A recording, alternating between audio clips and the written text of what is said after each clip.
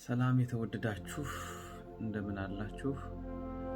እንደው ሰው በራሱ አቅም በራሱ ችሎት በራሱ ብርታት ሊያደርጋቸው የማይችላቸው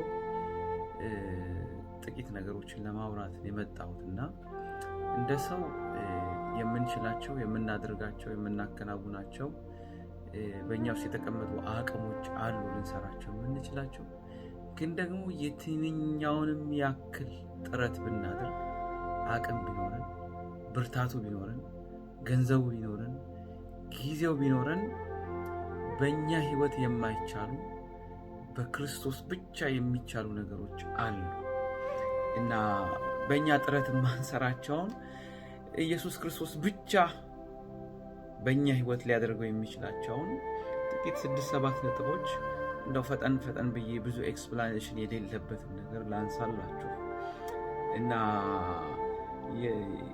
የመጀመሪያው ነገር የቱንም ያክል ብንጥር በራሳችን የዘላለም ህይወትን ማግኘት አንችልም። በራሳችን ስራ በራሳችን ጥረት በራሳችን ውጣ ውረድ የዘላለም ህይወትን ማግኘት አንችልም። ዮሐንስ ምዕራፍ 10:28 ላይ እንደዚህ ይላል፣ እኔም የዘላለም ህይወትን እሰጣቸዋለሁ ለዘላለም አይጠፉም ከእጄ ማንም አይነጥቃቸው። የዘላለም ህይወት ያለው በእኛ ጥረት ውስጥ ሳይሆን በክርስቶስ በማመን የሚገኝ እንደሆነ የሚያስረዳ ክፍል ነው። እኔ እሰጣችኋለሁ ያለውና ከኛ የሚጠበቀው ማመን ብቻ ነው እንጂ የቱን የሚያክል የህግን ስራ መልካም ካራክተር ቢኖረን በራሳችን በየትኛውም ጥረት የማናመጣው አንዱ ነገር የዘላለም ህይወትን መውረስ። ሁለተኛው እውነተኛ የሆነ ሰላም በእኛ የሚገኝ በእኛ የሚመጣ አይደለም። ዮሐንስ ምዕራፍ 14:27 ላይ ሰላምን እተውላችኋለሁ ሰላሜንም እሰጣችኋለሁ እኔ የምሰጣችሁ ዓለም እንደሚሰጥ አይደለም፣ ልባችሁ አይታወክ አይፍራም። እውነት ነው። ዓለም ለጥቂት ጊዜ የምትሰጠን ደስታ ሰላም ሊሆን ይችላል በሆነ ነገር ላይ ተንተራሰ። እነዛ ነገሮች ግን ዘላቂነት ላይኖራቸው ይችላል። ይሄ እግዚአብሔር የሚሰጠን ሰላም ግን በምንም ነገር ላይ ያልተንተራሰ በምናገኘው ሀፕን በሆነ ነገር ላይ እጃችን በገባ ነገር ላይ ሳይሆን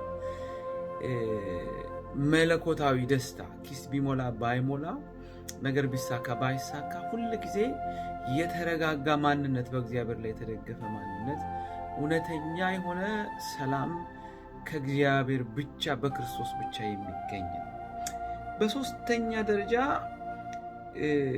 ከጨለማ ህይወት በራሳችን መውጣት አንችልም።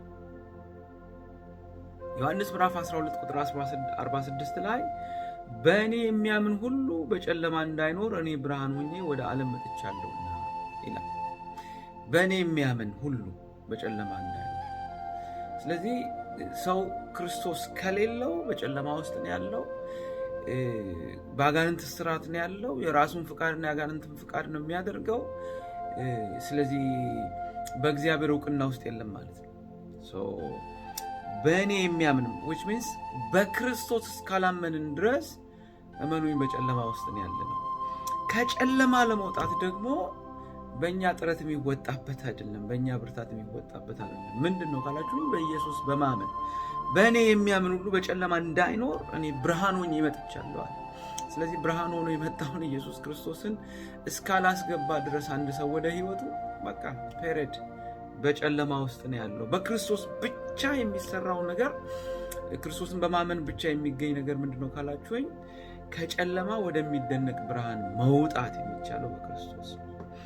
ከዛ ባለፈ በአራተኛ ደረጃ ከኃጢአት ባርነት ነፃ መውጣት ያለ ክርስቶስ አይቻልም። ዮሐንስ ወንጌል ምዕራፍ 8:34-36 እንደዚህ ይላል፣ ኢየሱስም መለሰ እንዲህ አለ፣ እንዲህ ሲል እውነት እላችኋለሁ ኃጢአት የሚያደርግ ሁሉ የኃጢአት ባሪያ ነው። ኃጢአት የሚያደርግ የኃጢአት ባሪያ ነው ይልና ባሪያም ለዘላለም በቤት አይኖርም፣ ልጁ ለዘላለም ይኖራል ይላል። ማለት ልጅ የሆነ ሰው ለዘላለም ይኖራል። እንግዲህ ልጁ አርነት ቢያወጣችሁ በእውነት አርነት ትወጣላችሁ። ሰው ኃጢአትን የሚያደርግ ከሆነ ሰው ያጋንንትን ፍቃድ የሚያደርግ ከሆነ ሰው ጌታ ኢየሱስ ክርስቶስ ከሌለው በጌታ በኢየሱስ ክርስቶስ ካላመነ የሚፈልገውን ሳይሆን የማይፈልገውን ህይወት ነው የሚኖረው፣ የማይፈልገውን ነው የሚያደርገው። ሰው ሁል ጊዜ ምንድነው ካላችሁኝ ለኃጢአት ባሪያ ነው። አልዘሙትም እያለ ዝሙት ውስጥ ይገኛል። አልሳደብም እያለ ስድብ ውስጥ ይገኛል። አላማም እያለ ሐሜት ውስጥ ይገኛል። ሁል ጊዜ የዛ የኃጢአት ባሪያ ነው። ከዚህ ነገር ለመውጣት የሚችለው የራሱ ጥረት፣ የራሱ ብርታት፣ የራሱ ኃይልና ጉልበት አይደለም ነው መጽሐፍ ቅዱስ የሚለን። ምንድን ነው ታዲያ ካላችሁኝ እኔ መጥቻለሁ፣ አርነት በእውነት አወጣችኋለሁ። ስለዚህ በክርስቶስ ብቻ የሚገኝ ነገር አንዱ ምንድን ነው ካላችሁኝ ከኃጢአት ባርነት ለመውጣት ልጁን ዋና ማድረግ፣ የህይወታችን መርህ ማድረግ ነው። አምስተኛው ከሞት ወደ ህይወት መሻገር አንችልም ያለ ክርስቶስ። ሰው ክርስቶስ ከሌለው ሞቷል። ዝም ብሎ ወደ ህይወት መሻገር አይችልም። እንደዚህ ይላል ዮሐንስ ምዕራፍ 5 ቁጥር 24 ላይ እውነት እላችኋለሁ ቃሌን የሚሰማ የላከኝንም የሚያምን የዘላለም ህይወት አለው። ቃሌን የሚሰማ የላከኝንም የሚያምን የዘላለም ህይወት አለው፣ ከሞት ወደ ህይወት ተሻገር እንጂ ወደ ፍርድ አይመጣም ይላል። ስለዚህ አንድ ሰው ዝም ብሎ ተነስቶ ጸድቅ ያለው የዘላለም ህይወት አለኝ፣ የዘላለም ህይወት ወራሽ ነኝ፣ በእንትና በኩል እገባለሁ፣ በእንትና በኩል ወርሳለሁ፣ የእንትናን ጸበል ጠመቃለሁ ብሎ የዘላለም ህይወት ማግኘትና መውረስ አይችልም። ከሞት ወደ ህይወት መሻገር የሚችለው አንድ ነው መንገዱ። እሱ ማን ነው? የእውነት እውነት እላችኋለሁ ቃሌን የሚሰማ አንደኛ፣ የላከኝን የሚያምን ሁለተኛ የዘላለም ህይወት አለው። የዘላለም ህይወት ኢየሱስ ክርስቶስን በመስማት ውስጥ፣ እሱን በመቀበል ውስጥ፣ እግዚአብሔር አብን በማመን ውስጥ የሚገኝ ነው። ከሞት ወደ ህይወት መሻገር በሱ ነው። ያለበለዚያ የትኛውም ድርጅት አባል፣ የትኛውም ሃይማኖት አባል፣ የትኛውንም መልካም ስራ ልናደርግ እንችላለን፣ ግን ከሞት ወደ ህይወት በራሳችን ስራ መሻገር አንችልም። መልካም ስራ የመዳናችን ውጤትና ፍሬ እንጂ ለመዳን የምናደርገው ነገር አይደለም። መልካም ስራ ከሞት ወደ ህይወት መሻገሪያ መንገዱ ለሰዎች ማብላት አይደለም። ለጽድቅ ብለህ እንደው አድርግ ለጽድቅ ይሆናል የሚባል አንዳንድ አባባል አለና ከሞት ወደ ህይወት ለመሻገር ለጽድቅ ክርስቶስን መቀበል ነው። በክርስቶስ ብቻና ብቻ ነው ይዳን። ስድስተኛ የእግዚአብሔር ልጅ መሆን አንችልም ኢየሱስ ክርስቶስ ከሌለ። ዮሐንስ ምዕራፍ 1 ቁጥር 12 ላይ እንደዚህ ይላል፣ ለተቀበሉት ሁሉ ግን በስሙ ለሚያምኑት ለእነርሱ የእግዚአብሔር ልጆች የሆኑ ዘንድ ስልጣንን ሰጣቸው። ለማ ለተቀበሉት በስሙ ለሚያምኑት። ለካ ሰው የእግዚአብሔር ልጅ የሚሆነው ሰው ሁሉ የእግዚአብሔር ልጅ አይደለም፣ የእግዚአብሔር ፍጥረት ነው እንጂ። የእግዚአብሔር ልጅ የሚሆነው እንዴት ነው ካላችሁኝ ኢየሱስ ክርስቶስን ሲቀበል በኢየሱስ ክርስቶስ ውስጥ አልፎ ኢየሱስ ክርስቶስን የህይወቱ አዳኝ አድርጎ የእግዚአብሔር ልጅ መሆን ይችላል። መዳኛው መንገድ ኢየሱስ ስለሆነ ማለት ነው። ሰባተኛና የመጨረሻው ወደ አብ መግባት አይችልም። ዮሐንስ ወንጌል ምዕራፍ 14 ቁጥር 6 እንደዚህ ይላል፣ ኢየሱስም እኔ መንገድና እውነት ህይወትም ነኝ፣ በእኔ በቀር ወደ አብ ሊመጣ የሚችል የለም ያለ ይናገራል። አንዳንድ ሰዎች የስቴዲየም በር 7 ነው የሚያደርሰው ሜዳ ላይ ነው ይላሉ። የሰማይ በር አንድ ነው፣ ብዙ በር የለውም። በመስኮት የሚገባ ሌባ ነው ይላል። አይገባም እንጂ ወደ አብ ለመግባት የዘላለም ህይወት ለመውረስ በክርስቶስ ነው። ብዙ መንገዶች ሊያወሯችሁ ይችላሉ። እነሱላ ውሸት ናቸው፣ እነሱላ ሐሰት ናቸው።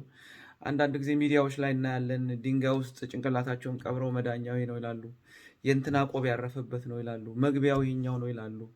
ግን እኔ አንድ ነገር ልንገራችሁ፣ የእኛ ቱንቢ መለኪያ መጽሐፍ ቅዱስ ነው። እግዚአብሔር ያሰመርልን ለዘላለም የማይሻር ዘመናዊ የማይሆን ዘላለማዊ የሆነ የእውነት ቃል የእግዚአብሔር ቃል ነውና እሱን ነው የምናምነው፣ እሱን ነው የምንደገፈው። እሱም ደግሞ እነዚህ ነገሮች የዘላለም ህይወት፣ እውነተኛ ሰላም፣ ከጨለማ ህይወት መውጣት፣ ከኃጢአት ባርነት መላቀቅ፣ ከሞት ወደ ህይወት መሻገር፣ የእግዚአብሔር ልጅ መሆንና ወደ አብ መግባት የሚቻለው በክርስቶስና በክርስቶስ ብቻ ነው።